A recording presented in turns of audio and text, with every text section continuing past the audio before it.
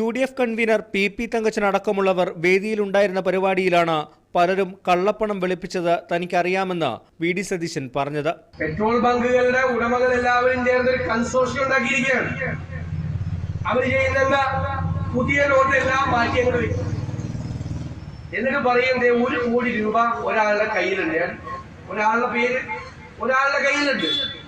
അയാളോട് പറയും തനിക്ക് ഞങ്ങൾ മാറ്റിത്തരാം, താനൊരു 30% കമ്മീഷൻ തന്നാൽ മതി.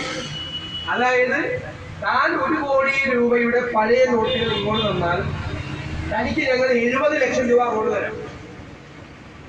അങ്ങനെ 5 കോടി മാറ്റിയ കൺസോർഷ്യം ഉണ്ട്, 10 കോടി മാറ്റിയ കൺസോർഷ്യം ഉണ്ട്. എളുപ്പമല്ലേ? എന്നാൽ ഒരു നിയമസഭാ സാമാജികൻ എന്ന നിലയിൽ കുറ്റകൃത്യം അറിഞ്ഞിട്ടും സതീശൻ ഈ വിവരം ബന്ധപ്പെട്ട വകുപ്പുകൾക്ക് കൈമാറാതിരുന്നത് ശരിയല്ലെന്നാണ് സോഷ്യൽ മീഡിയയിലടക്കം വിമർശനമുയരുന്നത്. ഇതോടെ പള്ളുരുത്തി സ്വദേശിയായ നായിബ് എന്നയാൾ പ്രധാനമന്ത്രിക്കും കേന്ദ്ര ധനമന്ത്രിക്കും പരാതി നൽകുകയും ചെയ്തു. വിഷയത്തിൽ BJPയും ഇടപെട്ടിട്ടുണ്ട്.